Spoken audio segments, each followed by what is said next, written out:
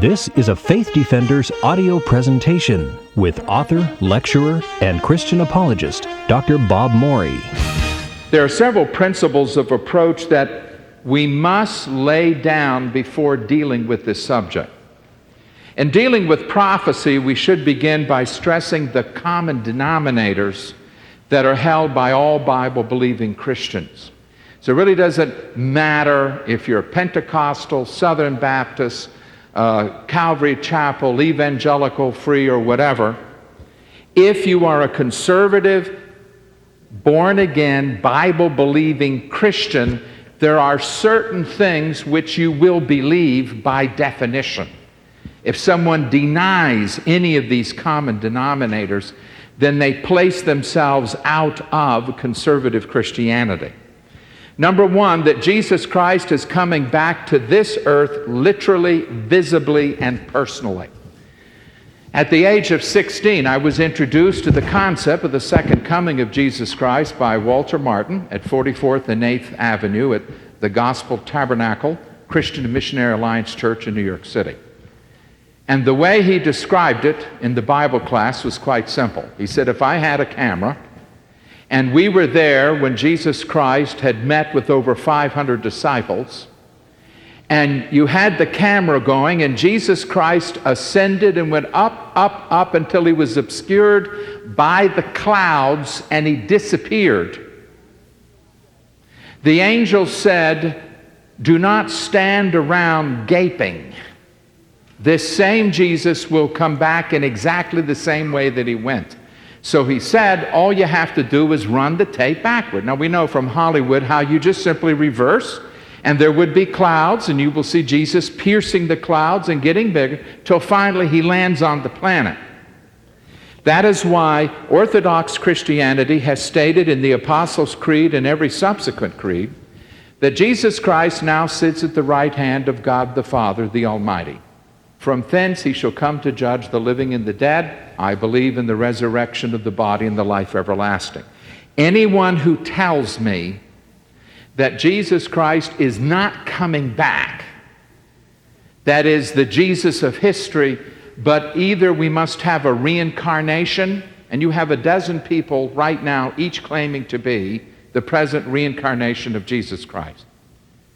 Used to be, we had them at Happy Dale weaving baskets. Now they incorporate themselves and they rake in millions. Millions. Number two, all the dead will be resurrected. Again, reincarnation is simply recycling on a cosmic scale, but instead of tires and tin cans, it's souls. The answer to reincarnation is resurrection. There is to be a bodily resurrection in the future to prepare all of humanity for accountability. This accountability is going to be mentioned later on. If someone tells you the resurrection will not happen, there is no bodily resurrection, or they tell you the resurrection refers to regeneration, you even have among the black Muslims, Elijah Muhammad taught that the resurrection referred to basically getting out of the ghetto, and it referred to the resurrection of the human spirit. Well, you see, that is a heresy, anyone who denies the bodily resurrection. Thirdly, the Christians alive at the second coming will be resurrected without tasting death.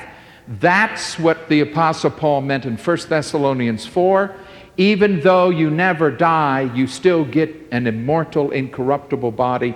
You pass into a resurrection state, but you never taste death. Fourthly, all non-Christians will stand before Christ for judgment. Every single non-believer is going to stand before Christ. 5, all Christians will stand before Christ. It's a disconcerting thought. I've had people in the middle of a sermon speak out in church, no way, my sins are gone. I said, so far as judgment concerning heaven or hell, but you are still accountable for how you live the Christian life. Most Christians don't want to hear that. They have a hymn they sing, Freed from the law, oh happy condition. Now I can sin and still have a remission. Or take my life, but let it be, let it be. They have all that sort of thing. No, if you are a Christian, there is a day in which you're going to be held accountable for every thought, word, and deed you ever lived. Period. 6, the present world will be destroyed by fire and a new earth will be created. 7, the righteous will go into eternal conscious blessedness. 8, the wicked will go into eternal conscious torment. These are 8 fundamental facts that this is where I draw the circle. These 8 facts place you within orthodoxy. If you deny any or all of them, you are not an orthodox, fundamental, Bible-believing, born-again Christian. Now, I'm aware of the fact that there are people who try to be hybrids and mutants. Well, I'm born again, but I don't believe in hell. Or I'm born again, but I don't believe in the... And they try to appear to be evangelicals, but they are not. They are wolves in sheep's clothing. You say, why do you draw the line? Because we have 8 ecumenical, the famous 8 historic creeds of the church. Every single major Christian denomination has always agreed to these facts, be it Orthodox, Roman Catholic, or Protestant. Today, people deny them under the influence of the cults and the occult. Now, B, the difference of opinion over the minute details of prophecy should never constitute the test of friendship or fellowship, but I'm sad to say there are those who add points and they have 15 facts, or maybe they have 20, or maybe they have 10, or they have 30. And they draw the line and the circle much broader, and they simply state, if you do not agree with me on these fine points of prophecy, you're not my friend, I will not have fellowship with you, and I will not view you as a Christian. I was newly converted, and there was going to be for Youth for Christ International this is back in '62, a big rally in Washington, D.C. with Billy Graham. And I got on with a bunch of teenagers, and as we traveled singing, a lady came down the aisle of the train. Now, I had only been converted about 2 weeks. My parents were getting ready to throw me out of the house, and someone had paid my way, so I went. And this woman came down and she said, "Are you a premillennialist? Are you a premillennialist?" I didn't even know what a premillennialist was. She said, "Are you a premillennialist?" I says, "I don't know." She says, "You're not saved." I said, she said, "If you're saved, you're a premillennialist." I said, "Oh, well then I guess I'm a premillennialist." Then after I left my parents' home and went to the famous Calvary Baptist Church in New York City, I was told that if you did not believe in the secret pre-tribulational rapture, you're not a Christian. And only cultists like Herbert Armstrong and the world tomorrow denied the rapture. Well, I was a new Christian, you know. And then I went to hear Walter Martin, and he stood up and said he was a post-tribulationalist and the secret rapture was a fraud. Well, this put me in an immediate tizzy. Then I met Gleason Archer, who was a mid-tribulationist. Then I found out that Spurgeon was a post-tribulationist. Then I found out that other great Bible teachers whose commentaries and books that everyone said, "I'm not worthy, I'm not," you know, they were amills, post-mills, pre-mills, mills here and mills there. And it wasn't long before I realized good and godly Christians disagree over these issues. Men under whom I sat hearing their preaching, I remember at the Bible college, which subsequently threw me out for asking too many questions. But while I was there, the president brought me in. Now, he was on a tirade against Calvinism. And he ultimately cleansed the student body of anyone who was a Calvinist.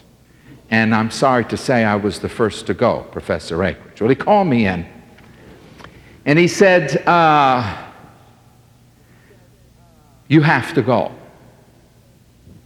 But why? I didn't break any rules. No, you haven't broken any rules. I haven't had a bad attitude. No, this is not a bad attitude. It's just that you tell people what you believe if they ask you. And I said, well, yes. He said, now, Mr. Morey, would you promise me not to tell anyone what you believe, even if they ask you in private? Well, I sat there and I says, well, this is America, freedom of speech. I mean, I'm not proselyte. He says, no, that's why you have to go. And I said, well, can't we talk? No, this is not a time for Bible study. Do you believe that God is sovereign over everything, including evil? Yes. He said, you have to go. And then he said this. Now, I'm 18 years old. Put yourself down, you're 18 years old. You're on your own. Am I a man of God? Now, what you going to tell the president of a Bible? Am I a man of God? Yes. Do I preach the Word of God? Yes. By the Spirit of God? Yes. Doing the work of God? Yes. Then how can I be wrong? And I thought for a moment. I says, now, Professor Hatch, you are a post-tribulationist. Stephen Oldford, my pastor, is a pre-tribulationist. He's a man of God who does the work of God, preaching the Word of God by the Spirit of God, but one of you is not teaching the truth. His response, this is why you have to go. So, I was kicked out for the sin of asking too many questions because I wasn't content simply to take whatever they said. Maybe my skeptical background, agnostic, atheist, I had too many questions. I believed the sucker was born any minute, and this was too much. But meeting Walter Martin was a breath of fresh air, Francis Schaeffer, Gordon Clark, another. And what I found was this: some people do draw the line on prophecy. It hurts. There are some people who nitpick to the dotting of the I, the crossing of the T. I even met a guy once who told me he would not have fellowship with me unless I believed that during the millennium the temple would be rebuilt, the Jews would once again be giving animal sacrifices. And I said, well, I think Jesus sort of tore the curtain and stopped the sacrifice. He said, that's it. His test was whether or not you believed in animal sacrifices being reinstituted. To me, the book of Hebrews says that's all gone. Gone. In terms of the history of orthodoxy, you start adding things and you got real problems. Now, it is important to maintain the unity of the Spirit and the bond of peace and love. C, it is important to study prophetic positions other than your own. Why? Number one, you can be wrong. I remember the first year, that summer, I took home 65 books on prophecy. Now see, when you come out of a non-Christian background, and you're attending a Bible study that says one thing, a church that says another, I'm American Board of Mission to the Jews, I'm at Jack Wyrtz's Word of Life, and I'm at all these different places, and it's a chaos. I said, I need to check out every single book and over the summer read them. And you must read things, study the Word with an open mind, because, in all humility, you can be wrong. This is how you should hold your theology to God. Not like this, not even God can get me to give up this doctrine. No. The Lord can muck around with my theology anytime. And may I tell you, I've had to eat crow many, many times. I pastored almost 30 years, and I've had to go to my people and say, I was wrong. I assumed something to be true because I heard it over and over and over and over again, and I never did the research and never checked on it, and I preached at you because it was preached at me, and now that I've had a chance to look at it, I was wrong. Please forgive me. Now, how many of you think that if a pastor goes and in all humility tells his people he was wrong and he's now corrected, the people will lose all respect for him and head toward the door? Is that how they respond? They did the reverse. In other words, we can trust you to preach the truth, and if you ever come to the conclusion that you were mistaken, you will tell us. And is that better than someone who never changes on anything? If you never change your theology, not even once, I'm afraid of you. You've got to have been wrong somewhere. Maybe because you're single. Once you get married, you will know. See, all the single people, they don't know what we're talking about, do they?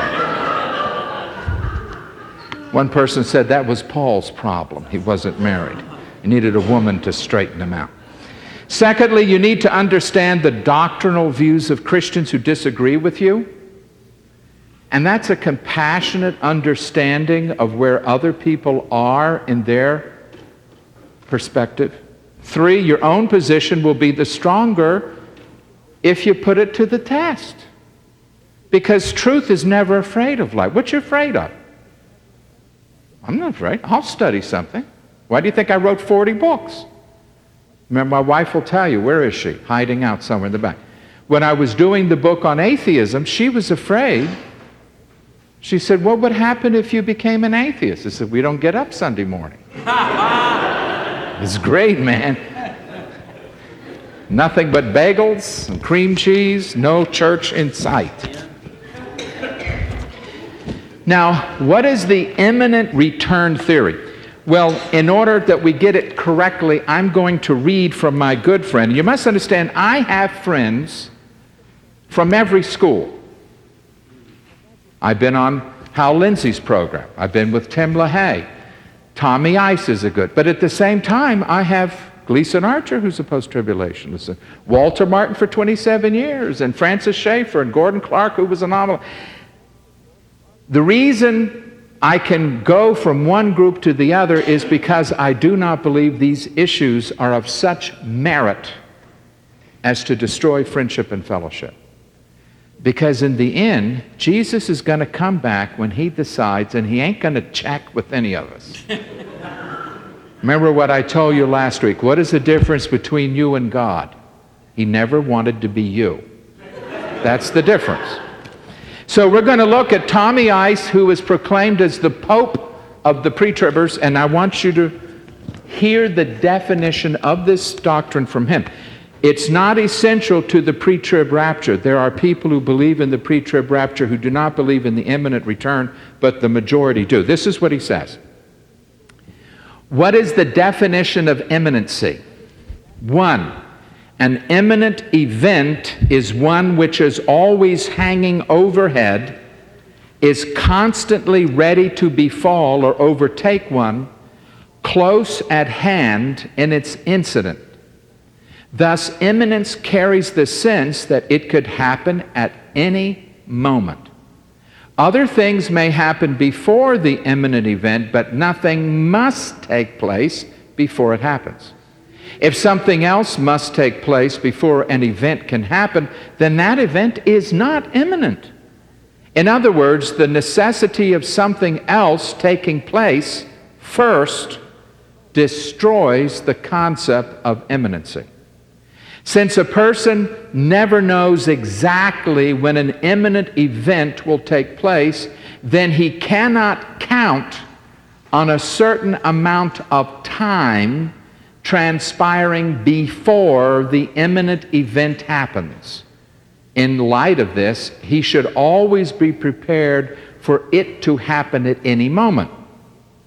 A person cannot legitimately set or imply a date for its happening if it's imminent.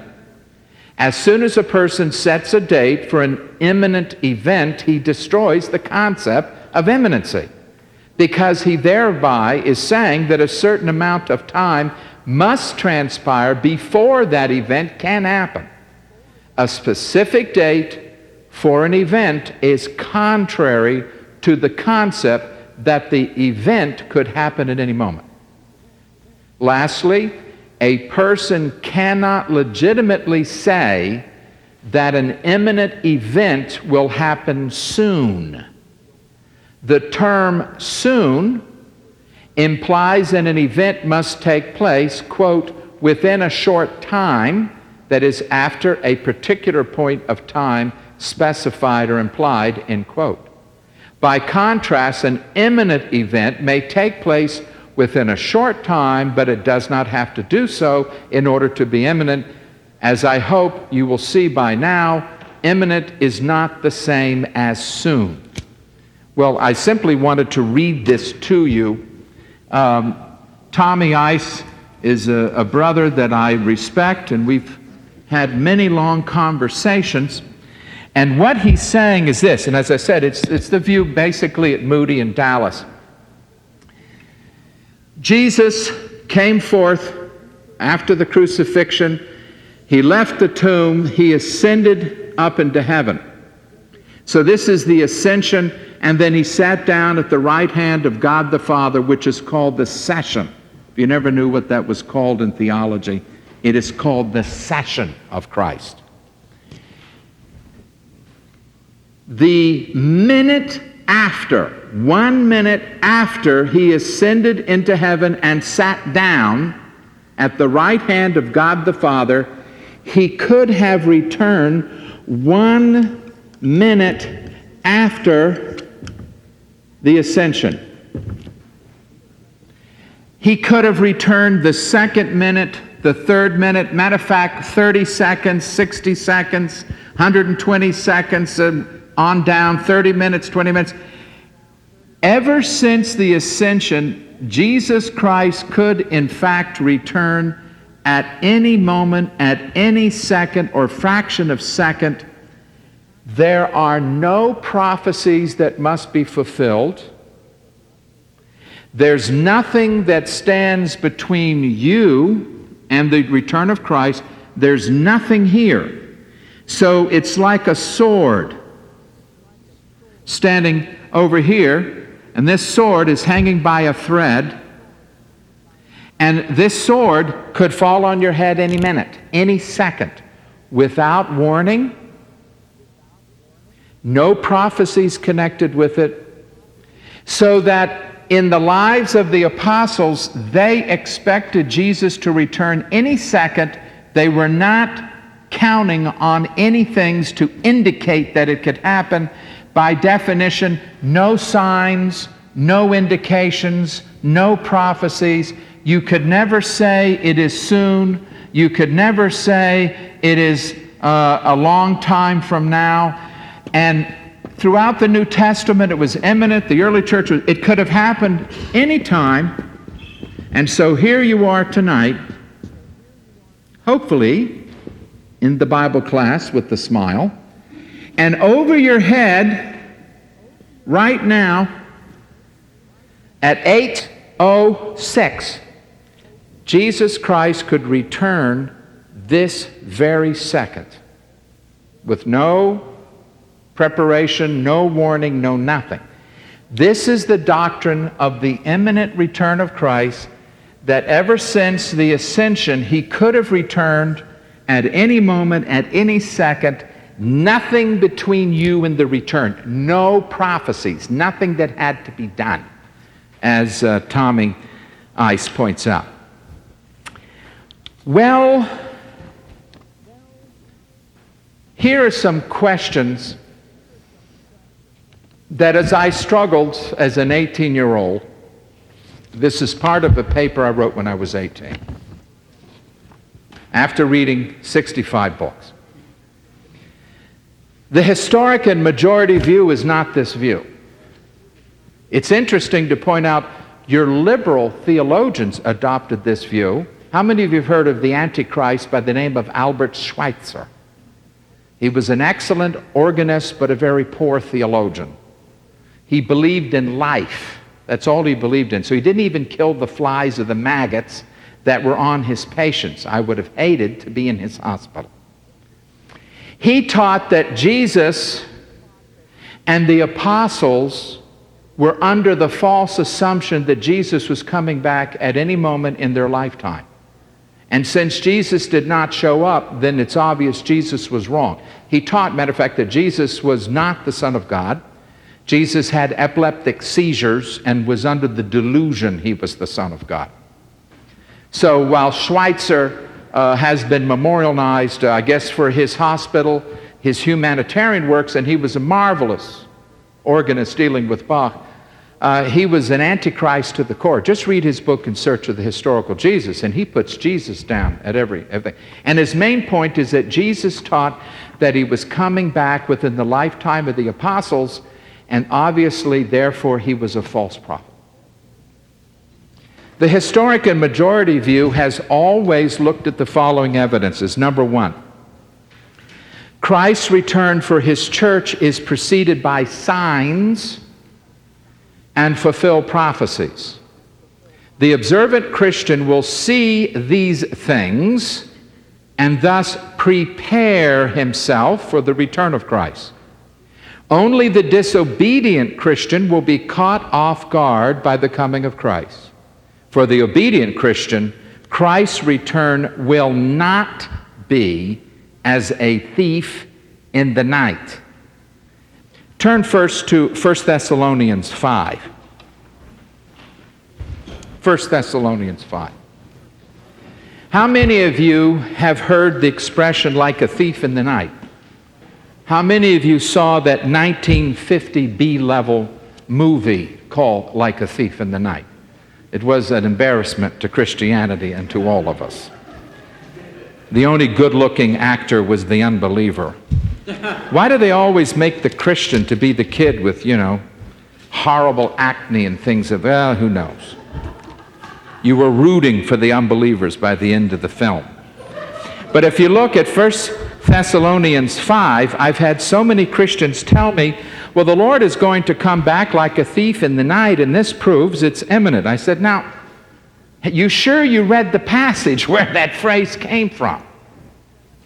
1 Thessalonians chapter 5 and verse 1. Now, brethren, about times and dates, we do not need to write to you, for you know very well that the day of the Lord will come like a thief in the night. And the person says, you see. Read on. Read on. While people are saying peace and safety, destruction will come on them suddenly, as labor pains on a pregnant woman, and they will not escape. But, now, Martyn Lloyd-Jones, whom we affectionately call the doctor, had a theology called butology. The buts found in the Bible are very important. You should circle them. He is saying, for these people, the return of the Lord will be as a thief in the night. He will catch them completely unaware. They will all be at the Democratic Convention saying peace and safety when sudden destruction will come upon them. All right? But, the moment you see but, what does that word connotate? A contrast. This is the end of side A of this cassette. Please turn the tape over at this point for proper cueing of the opposite side.